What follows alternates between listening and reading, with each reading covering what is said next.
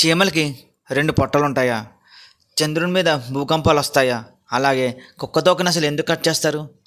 నదులలో కాయిన్స్ ఎందుకు వేస్తారు?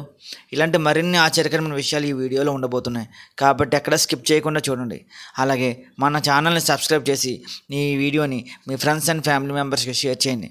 ఇంకా వీడియోలోకి వెళ్తే, చీమలు దాదాపు 10,000 జాతుల పైన ఉంటాయి.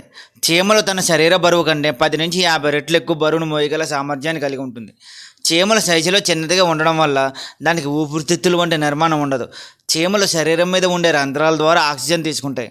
అదేవిధంగా చీమలకి చెవులు ఉండవు. చీమలు వినడానికి వైబ్రేషన్స్ని ఉపయోగించుకుంటాయి. చీమల శరీరం నుండి వచ్చే ఈ వైబ్రేషన్స్ని బట్టి ఆహారం యొక్క జాడను తెలుసుకుంటాయి. మరొక ఆశ్చర్యకరమైన విషయం ఏంటి అంటే, చీమకి 2 పొట్టలు ఉంటాయి. ఒక పొట్టలో ఉన్న ఆహారం తన కోసం ఉపయోగించుకోగా, మరొక పొట్టలో ఉన్న ఆహారం మిగిలిన చీమలతో పంచుకుంటుంది. ఆయుర్వేదంలో తరచూ వాడే బెల్లం రోజు తింటే ఏమవుతుందో తెలుసా? బెల్లం శరీరంలో ఉండే రక్తాన్ని శుద్ధి చేయడమే కాకుండా హెమోగ్లోబిన్ శాతాన్ని కూడా పెంచుతుంది. లివర్ యొక్క పనితీరు మెరుగుపడుతుంది. రోజు బెల్లం తినడం వల్ల రోగనిరోధక శక్తి కూడా పెరుగుతుంది. వేసవిలో బెల్లం పానకం తాగితే నీరసం తగ్గి వడదెబ్బ నుంచి రక్షించబడతాం. రోజు భోజనం చేసిన తర్వాత చిన్న బెల్లం ముక్క తింటే మనం తిన్న ఆహారం త్వరగా జీర్ణమయ్యేలా చేస్తుంది. భూమి మీద ఎలాగైతే భూకంపాలు వస్తాయో చంద్రుని మీద కూడా వస్తాయి. వీటిని మూన్ కేక్స్ అంటారు. ఈ మూన్ కేక్స్ అనేవి భూమి యొక్క గురుత్వాకర్షణ శక్తి వల్ల ఏర్పడతాయి. సాధారణంగా భూమిపై వచ్చే భూకంపాలు కొన్ని సెకండ్స్ మాత్రమే ఉంటాయి. కానీ చంద్రుని మీద వచ్చే మూన్ కేక్స్ అనేవి కొన్ని నిమిషాల నుండి కొన్ని గంటల వ్యవధి వరకు ఉంటాయి. ఈ వ్యవధి అనేది చంద్రుని ఉపరితలం యొక్క భౌగోళిక లక్షణాల మీద ఆధారపడి ఉంటుంది. నదులలో కాయిన్స్ని ఎందుకు వేస్తారో తెలుసా? పూర్వకాలంలో కాయిన్స్ని రాగితో తయారు చేసేవారు.